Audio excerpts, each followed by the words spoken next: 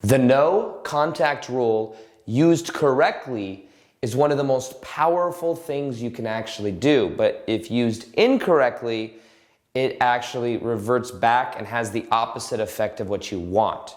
So in this video, I'm going to show you the 3 ways that most people use the contact rule incorrectly, and I'm going to show you how to not make that same mistake so that you don't end up doing the opposite of what your intention is. Now, the first thing to understand about this is what you might be asking yourself, what is the no contact rule, or can you clarify it for me?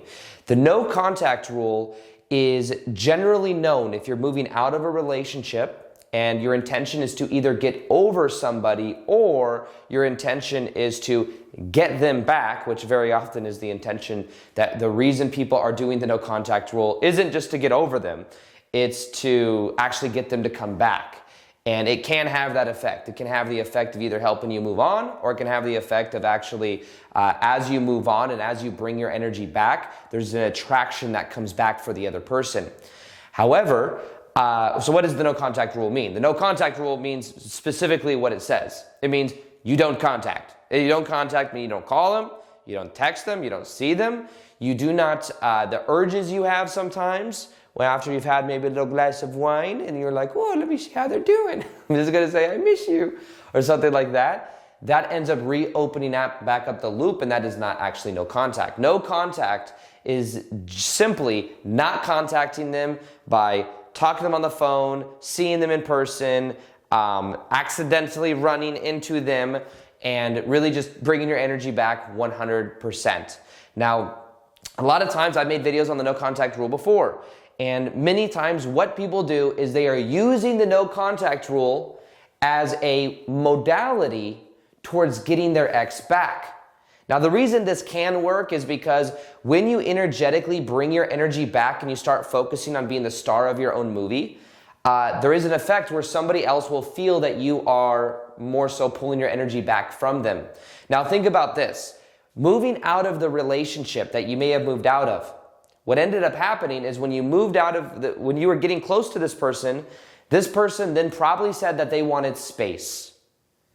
They wanted some type of energetic space. They wanted time to focus on their own things. And what a lot of times will happen is when somebody says, I want space, the other person then gets, in a way, a little bit anxious. Saying, well, why do you want space? Is there something wrong with me? Is there something I'm not doing right? Let me fix it. Let me help you. And then they lean in even more. And then they try to fix. And then the person says even more, okay, now I want even a little bit more space, to where they're almost out of the frame. However, what ends up happening is it has the opposite effect. Now, the thing to understand about the no contact rule is they want space, give them space. Because in the space, they can then, in a way, bring their energy back to themselves. Then they may actually realize that they do still have feelings for you. However, if you don't give them space, they can't come to that remembrance within themselves. So the key is to understand the power of space, and also the power of space in your own life. Times in the past when I had challenges with this, what I had to learn is that a lot of times I was making somebody else the star of my movie instead of being the star of my own movie.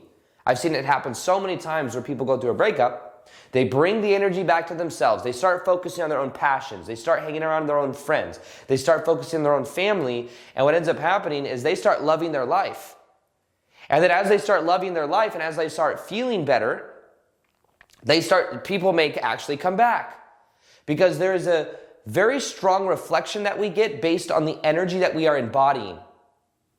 It is crazy how this works. I've seen it happen so many times, and even different ways, not even just in love dynamics, even in friendships dynamics, where I could feel that maybe a friend was going through a hard time, and then this person would then have more and more things come up with more and more people in the friend group, because it's the energy then almost links up energetically to everybody else that kind of it sparks that kind of situation.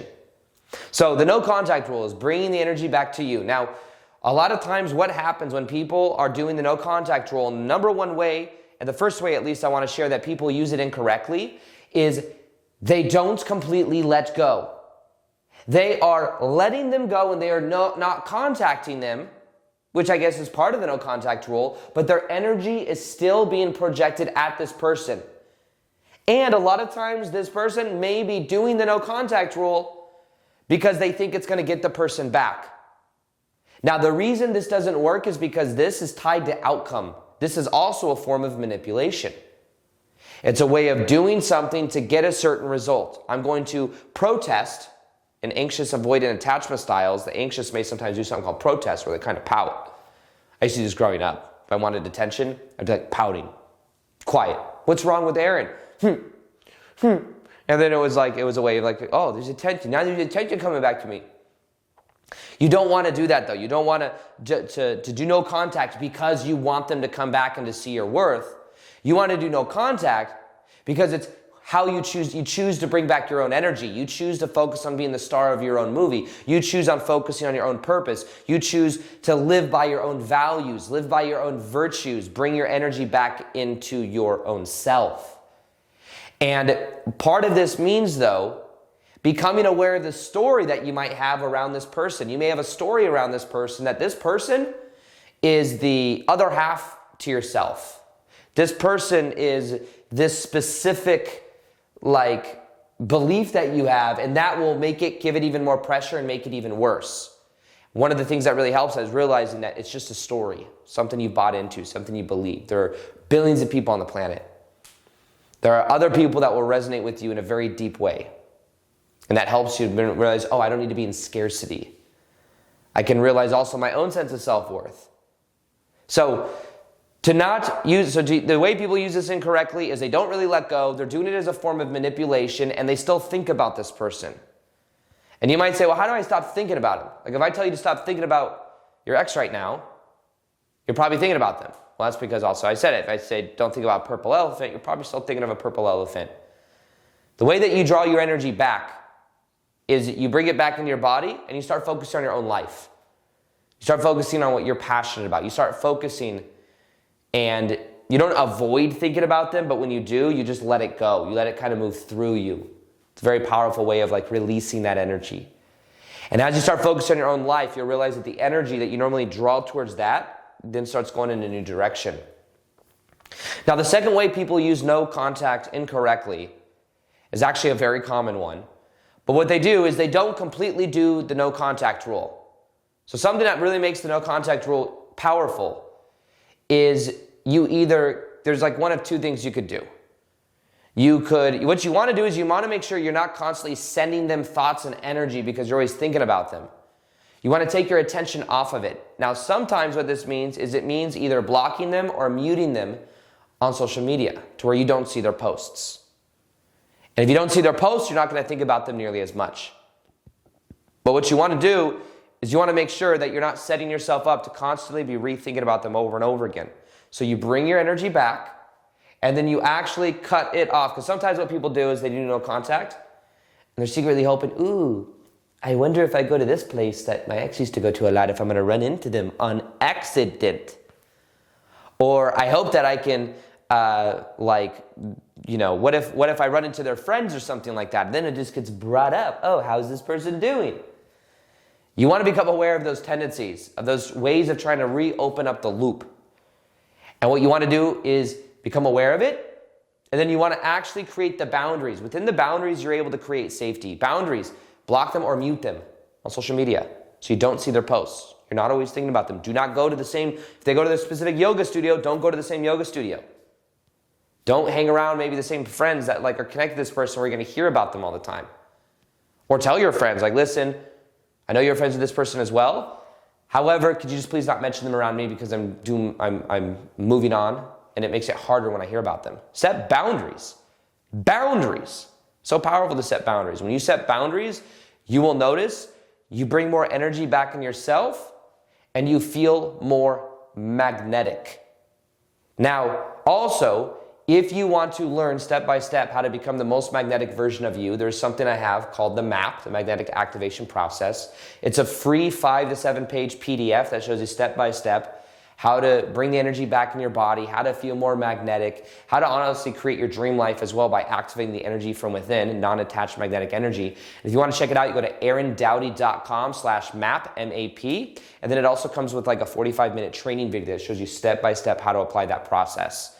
So the third way that people use the no contact rule incorrectly is they may not contact the person, but they still leave things around that remind them of that person.